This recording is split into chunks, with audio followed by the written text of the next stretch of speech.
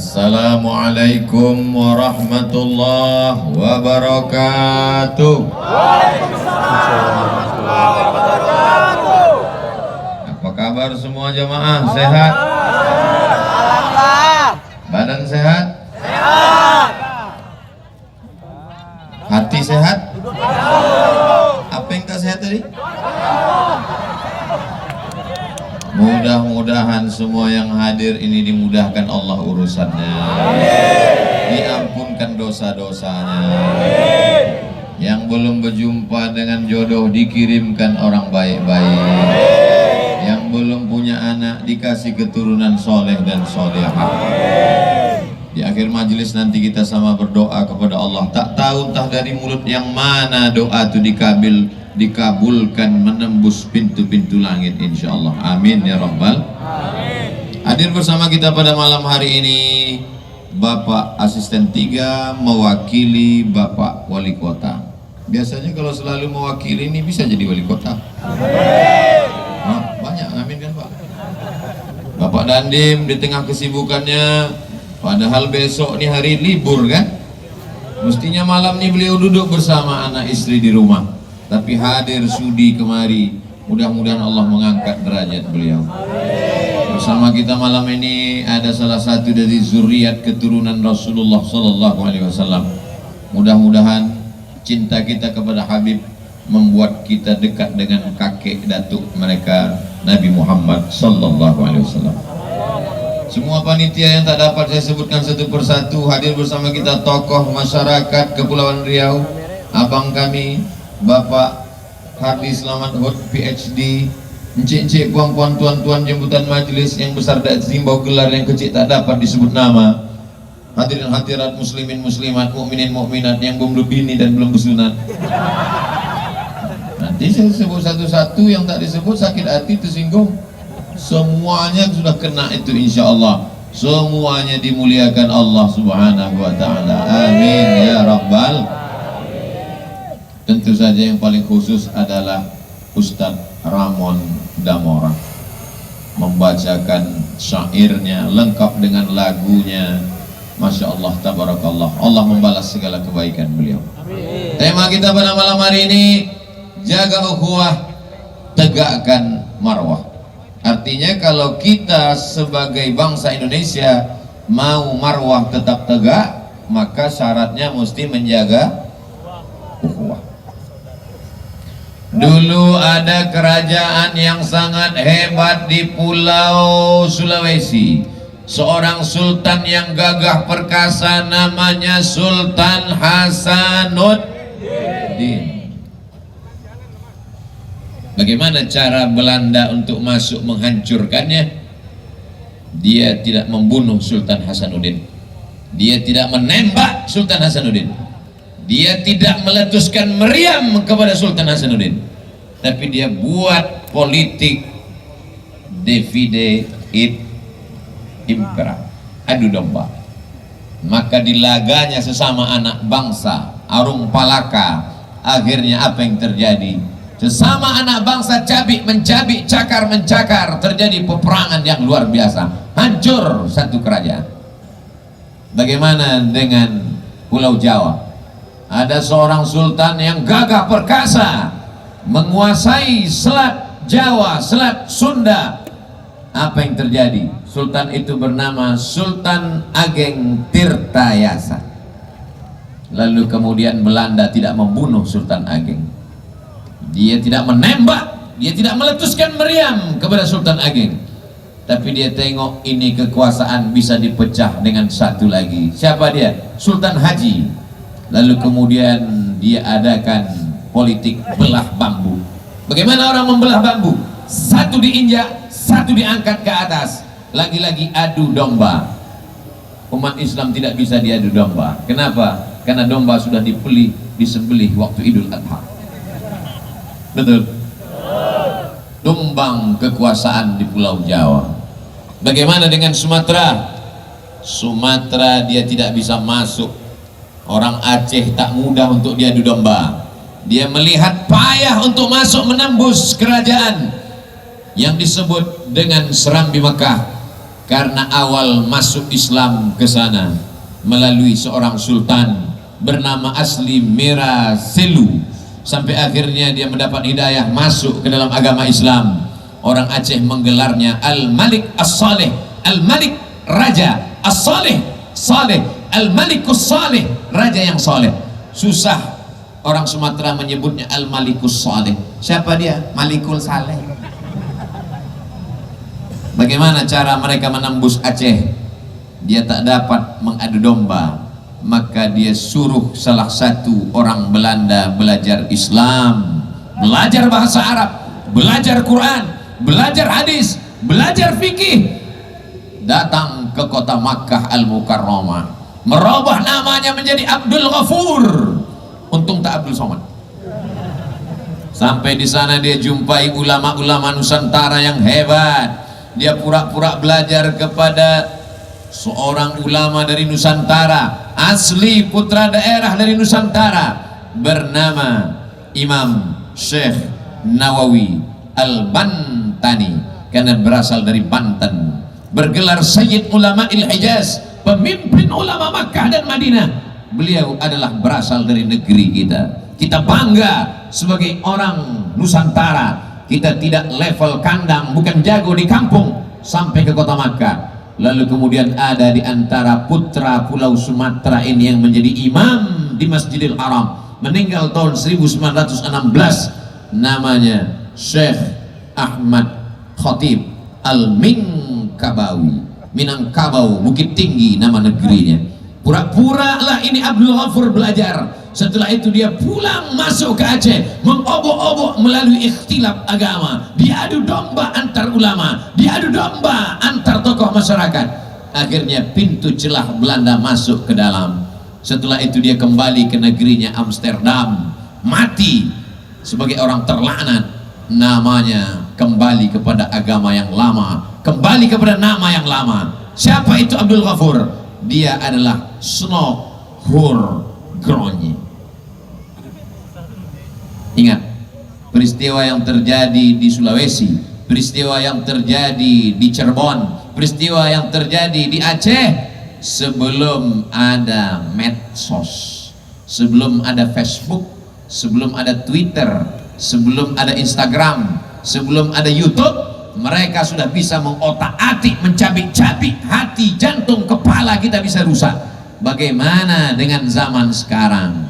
Mereka bisa menyebarkan pemikiran itu.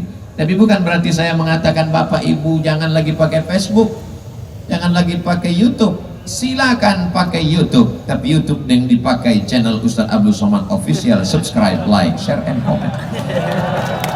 Silakan pakai Facebook, tapi Facebook yang mengandung isi bukan adu domba, bukan politik belah bambu, bukan menyebarkan isu, bukan tempat bertebaran tumbuh suburnya hoax, tapi yang menebarkan dakwah rahmatan lil alamin, mencerdaskan umat. Wahai anak bangsa, dalam lubuk hatimu yang paling dalam, kalaupun kau bukan orang seagama denganku, tidak seakidah denganku, tapi tentu kita orang yang amat sangat mencintai negara kesatuan Republik Indonesia. Jangan sampai kita jatuh ke lubang yang sama dua kali. Cukup sudah. 350 tahun selesai. Datang episode yang kedua, lebih kejam, lebih menyakitkan, lebih mengerikan.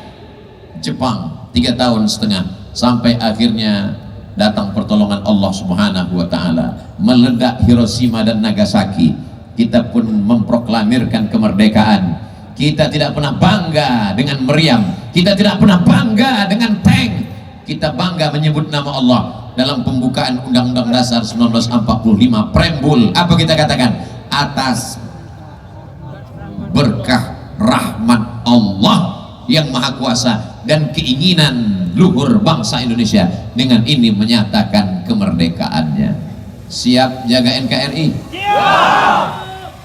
Langsung datang kamera dari atas. Allahumma salli ala Sayyidina Muhammad wa ashghili zalimin bizalimin wa خرجنا من بينهم سالمين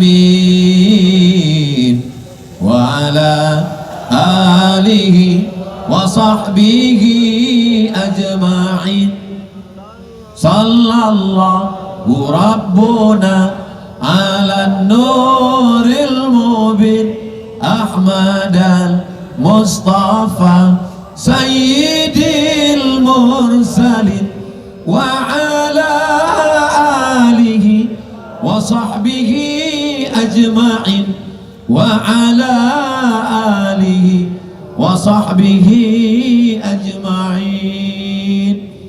Dengan kebersamaan kita malam ini, berkat doa orang-orang soleh, Indonesia tetap kekal abadi sampai hari kiamat insyaallah. Tidak ada yang bisa merusak Indonesia, tidak ada yang bisa mengacaukan Indonesia. Kita punya pengalaman yang luar biasa. Belanda datang, pulang kampung. Jepang datang, pulang kampung. Saking kan takutnya Jepang itu dengan bangsa Indonesia, lari pontang-panting, tinggal selap Jepang. Saudara yang dimuliakan Allah Subhanahu wa taala, maka kalau ada orang yang meragukan, yang mengatakan bagaimana masa depan kita ke depan, bangsa ini bangsa yang kuat, bangsa ini bangsa yang kokoh, bangsa ini bangsa yang gagah perkasa, selama mereka masih berkata la ilaha illallah Muhammadun. Dari mulai Sabang sampai Papua, mereka mengusir Belanda. Mereka adalah orang-orang yang tidak pernah takut mati. Bagi mereka iskariman aumun syahidan. Kalau hidup, hidup menjadi orang merdeka. Kalau mati, matinya mati syahid. Siap mati syahid? Siap. Saya belum. Kenapa mereka disebut dengan syahid? Karena sebelum malaikat maut mencabut nyawanya, malaikat sudah mengepakkan sayapnya, menunjukkan tempatnya di surga. Hai Abdul Somad, kau akan masuk surga dekat dengan Ustadz Ramon Damora. Tengoklah bersihnya hati mereka. Padahal yang ku bilang masuk surga cuma aku berdua, yang lain mengatakan amin. Boleh jadi kau masuk surga bukan karena amalmu Abdul Somad, kau masuk surga karena doa orang-orang soleh yang ada di bawah. Aku yang tinggi di atas pentas diberikan kursi, di atas kursi pakai meja, gambar dibuatkan, tak ada gambar Pak Wali, tak ada gambar Habib, tak ada gambar Pak Asisten, tak ada gambar Pak Dandim. Kau yang paling mulia Abdul Somad, belum tentu. Semua pesta pasti akan berakhir, semua acara pasti akan selesai. Abdul Somad tegak berdiri di sini sementara, tak mungkin sampai subuh saya tegak di sini. Kalau sudah ditutup panitia, selesai kata protokol, pasti kawan-kawan dari pemuda Pancasila, dari Satpol PP akan datang berbisik, Ustadz turun, acara selesai. Apa yang dibanggakan? Kita akan mati menghadap Allah. Tapi pikirkan bagaimana cara kita mati. Apakah mati sebagai pengkhianat pro Belanda? Apakah mati sebagai pengkhianat pro Jepang? Atau kekal abadi sebagai pahlawan yang dikenang setiap 17 Agustus, dibacakan Al-Fatihah setiap hari Senin, anak-anak sekolah mengheningkan cipta, mendoakan Allahumma ighfir lahum warhamhum. Pilih mau mati jadi pengkhianat, pilih mau mati menjadi pejuang. Ada di hadapan kita. Mudah-mudahan kita semua sampai anak cucu kita termasuk orang yang mati dalam keadaan husnul khatimah. Amin. Siapa yang membisikkan bahwa kalau mati melawan Belanda akan mati syahid? Siapa yang mengatakan kalau meninggalkan negeri, diasingkan ke tempat yang jauh? Pangeran Diponegoro mereka buang, Syekh Yusuf Al-Makassari mereka campakkan sampai ke Afrika Selatan. Siapa yang menguatkan hati mereka? Hasbunallah wa ni'mal wakil, ni'mal maula wa ni'man nasir, wala haula wala quwata illa billah. Kalau imanmu sudah besar dalam hati, dunia ini kecil di ujung matamu. Kalau imanmu sudah kuat dalam pikiran, dunia ini kau pandang tak sampai setengah sayap nyamuk. Tangkap nyamuk, ambil sayapnya, belah dua. Sebesar itulah dunia ini. Makanya apa kata Tengku Umar? Apa kata Tengku Umar di Aceh mau labuh? Kalau aku mati malam ini, aku akan mati syahid, langsung masuk surga.